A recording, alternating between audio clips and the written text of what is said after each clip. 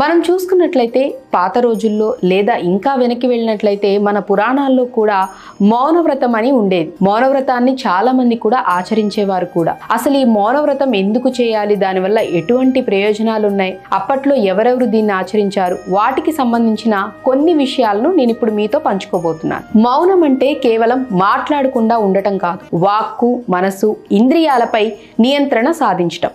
రమణ మహర్షి చెప్పినట్లు మౌనం ఒక నిశ్శబ్ద సంభాషణ, అత్యంత సమర్థవంతమైన భాష అని. వాక్ మౌనం అంటే వ్యర్థమైన మాటలను నియంత్రించటం అని. ఇంద్రియ మౌనం అంటే పంచేంద్రియాల ద్వారా కలిగే కోరికలను అదుపులో ఉంచుకోవటం. మానసిక మౌనం అంటే మనసులో కలిగే ఆలోచనలు, ఆవేదనలు, ఆక్రోశాలు, వాంఛలను నిరోధించటం. మనసును దైవచింతనపై ఉంచి పరిపూర్ణ నిశ్చల స్థితికి చేరుకోవటం అని. నిజానికి మౌనం ద్వారా ఆత్మ సాక్షాత్కారం కలుగుతుంది. అలాగే జ్ఞానోదయం కలిగి ఆరోగ్యం, ప్రశాంతత, సంకల్ప శక్తి, ఆత్మవిశ్వాసం అందివస్తాయి. మౌనం ద్వారా అంతరంగ ప్రబోధంతో పాటు అంతర్ముఖ పయనం సాధ్యమై అంతర్యామిని సందర్శించే అవకాశం లభిస్తుంది. వేదాలు, పురాణాలు మొదలైన భారతీయ ధార్మిక గ్రంథాలలో మౌనానికి ఎంతో ప్రాముఖ్యత ఉంది. వేదకాలం నుంచి మౌనం తపస్సులో ముఖ్య భాగంగా ఉంది. ఇంద్రియ నిగ్రహానికి, చిత్తశుద్ధికి మార్గంగా గుర్తింపు పొందింది.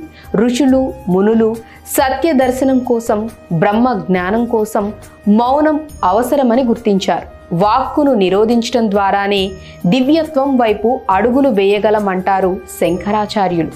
మహర్షులు భక్తి ప్రపత్తులతో దీర్ఘకాలం మౌన వ్రతాలు ఆచరించడం ద్వారా గొప్ప శక్తులను, జ్ఞానాన్ని పొందినట్లు పురాణ గాథలలో పేర్కొనబడ్డాయి. మౌనం ద్వారా దైవ సాన్నిధ్యం సాధ్యమని పురాణాలు ఘోషిస్తున్నాయి. దక్షిణామూర్తి మౌనం ద్వారా జ్ఞానబోధ చేశాడని చెప్తారు. మౌనం మెదడుపై సానుకూల ప్రభావం చూపుతూ ఒత్తిడిని తగ్గిస్తుంది. మానసిక స్పష్టతను, సృజనాత్మకతను పెంపొందిస్తుందని న్యూరో సైన్స్ అధ్యయనాలు సూచిస్తున్నాయి. సాంఖ్య సిద్ధాంతం మనిషి మనసు, దాని శక్తి సామర్థ్యాలపై నమ్మకాన్ని ప్రకటిస్తుంది. మనల్ని మనం స్పష్టంగా చూసుకోవటానికి మౌనం సాధ్యపడుతుందని, భగవంతుడిపై మనసు లగ్నం చేసేందుకు తగిన వాతావరణాన్ని కల్పించే స్వతంత్ర తత్వశాస్త్రం మౌనమని చెప్తుంది. రామాపురం చాలా అందమైన గ్రామం. కానీ ప్రజల మధ్య నిరంతరం కొనసాగే మాటల యుద్ధం మూలంగా ఊళ్ళో ప్రశాంతత ఉండేది కాదు. అక్కడికి ఒక జ్ఞాని వచ్చి పరిస్థితిని తెలుసుకొని, మీరంతా ఒక నెల రోజుల పాటు మౌనవ్రతం పాటించండి, అత్యవసరమైతే తప్ప మాట్లాడకండి అని అన్నాడు. ఆయన సూచనలను అందరూ అంగీకరించి ఆచరించారు. వాగ్వివాదాలు లేకపోవటంతో ఎవరి పని వారు నిశ్శబ్దంగా చేసుకోసాగారు. అలా ప్రశాంత వాతావరణం ఏర్పడింది.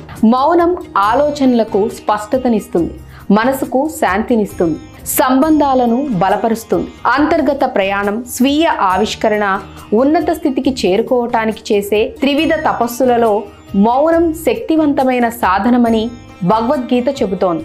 ముఖ్యంగా మానసిక మౌనం దైవ చింతనంపై ఏకాగ్రత కుదరటానికి సహాయపడుతుంది.